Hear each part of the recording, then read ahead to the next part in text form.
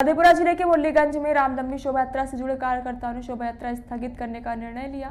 कार्यकर्ताओं का आरोप है कि फ्लैग मार्च के दौरान मधेपुरा में पुलिस अधीक्षक द्वारा उन्हें धमकी भरे शब्दों में मानसिक रूप से प्रताड़ित किया गया। बताया गया कि फ्लैग मार्च के दौरान अब जुलूस मस्जिद चौक पहुंचा तो पुलिस अधीक्षक द्वारा कार्यकर्ताओं को अपमानित किया गया। इस व्यवहार से आहत होकर विश्व हिंदू बजरंग परिषद दल और अन्य हिंदू संगठनों ने बैठक कर शोभा यात्रा स्थगित करने का निर्णय लिया।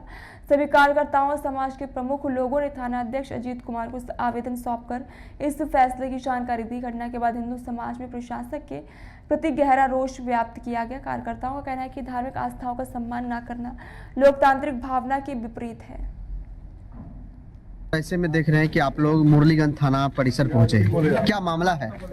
मुरलीगंज में रामनवमी शोभा यात्रा विश्व हिंदू परिषद बजरंग दल के बैनर तले निकलता है प्रत्येक वर्ष। इस वर्ष भी निकाला जा रहा था। ठीक, इसके निमित्त कॉल से पता चला कि एसपी साहब आए हुए हैं जिला में, मतलब नगर में बुलाया जा रहा है। ठीक, गए तो बोला गया कि गौशाला चौक पे आइए। गौशाला चौक पे पहुंचे तो वहाँ पर डीएसपी साहब परिचय कराए कि अमित बिहारी यही है। तो उसके बाद बोले कि आगे चलो। आगे चले मस्जिद चौक पे पास गए तो वहाँ पर रोक करके परिचय पूछा गया, क्या करते हो? तो बताया सर खेती गृहस्थी करते हैं। उसके बाद जब ये पूछा गया कि जो कौन कौन लोग यहाँ लीड कर रहा था, तो हम लोग तभी 3 कार्यकर्ता साथ में थे। एक तरफ से सबको पूछा गया कि तुम्हारा नाम पता क्या है। उसके बाद बोलते हैं कि 25 लोगों का आधार कार्ड, 25 लोगों का पैन कार्ड, पासपोर्ट और ड्राइविंग लाइसेंस इतना दो, और अलग से 25 लोग सहयोगी उसका आधार कार्ड दो। तो हम लोग अक्षरशः पालन कर रहे हैं। आवेदन दिया गया था थाना में, जितना चीज मांगा जा रहा था हम लोग अक्षरशः उसका पालन कर रहे थे और सारा चीज दे रहे थे। तैयारी पूरे हर्षोल्लास के साथ हो रही थी, सभी राम भक्त लगे हुए थे। अब इसमें मस्जिद चौक पर के बुला करके एसपी साहब, डीएम साहब, एएसपी साहब, एसडीओ साहब, उसके बाद थाना अध्यक्ष, बीडीओ, सीओ सभी लोग थे वहाँ पे। इन लोगों के बीच में और काफी लोग वहाँ पे जुटे हुए थे, जहाँ पे कि ये बोला गया कि तुम लोगों का अगर मुरलीगंज थाना परिसर पहुंचे हैं, रात्रि के 10 बजे हैं और ऐसे में आप लोग यहाँ हैं, क्या कुछ मामला है? हमें लग रहा है कि हम लोग स्वतंत्र भारत देश में नहीं रह रहे हैं। ऐसा लग रहा है कि हम लोग पाकिस्तान में बैठ गए हैं और हमारे आराध्य श्री राम प्रभु का जन्म उत्सव हम लोग मनाने चलते हैं। हर वर्ष की भांति इस वर्ष भी हम लोग मना रहे थे, लेकिन प्रशासन द्वारा, मधेपुरा प्रशासन द्वारा तुगलकी फरमान बार बार जारी किया, गाइडलाइन ये फॉलो कीजिए, ये फॉलो कीजिए, इतना पेपर जमा कीजिए। सब पेपर जमा होने के बावजूद जितने भी कार्यकर्ता उन लोगों के ऊपर दबाव बनाया गया।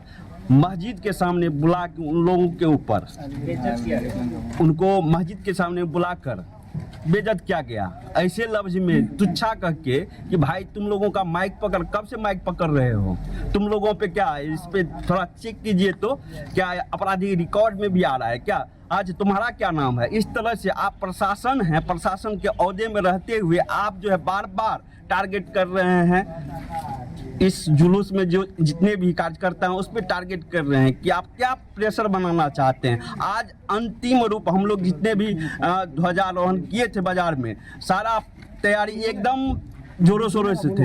लास्ट में प्रशासन के द्वारा जो है इस तरह से किया गया, तो हम लोग थाना परिसर में आके आवेदन दिए हैं कि इस बार रामनवमी शोभा यात्रा हम लोग नहीं निकाल रहे हैं, रद्द कर रहे हैं। क्या नाम हुआ?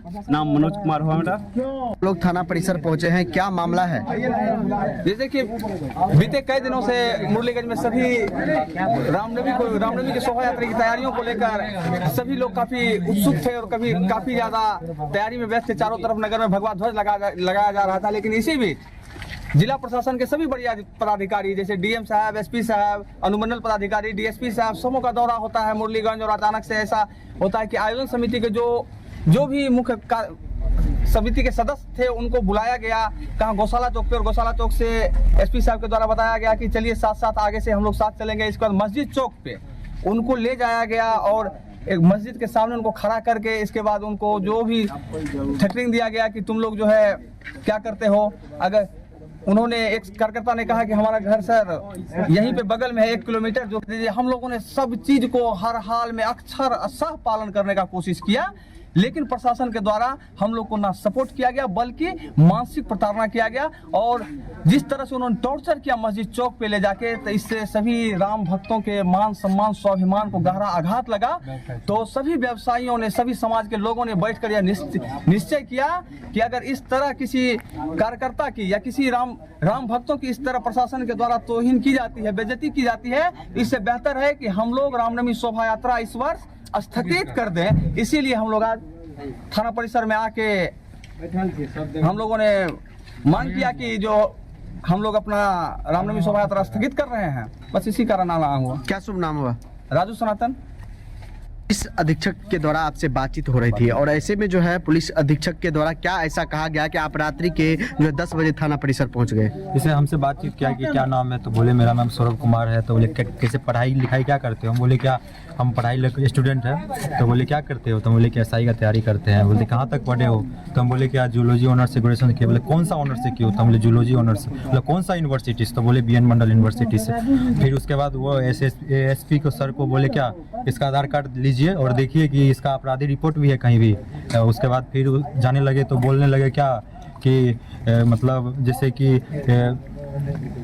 लिखने के लिए बोला कि ऐसे ही डीजे वीजे नहीं चलने दीजिए। तो बोला क्यों नहीं चलने दीजिए? बोलता है कि डीजे वीजे चलेगा तो उस पर अपराधी कर कुछ लिख कर चले जाएंगे और अपराधी रिपोर्ट लगा देंगे। मतलब आपको कहा गया? हाँ, हम लोग को कहा गया। हम और प्रकाश और अमित बिहारी थे, 3 लोग थे वहाँ मस्जिद के पास। किसके द्वारा कहा गया? SP सर के सर द्वारा।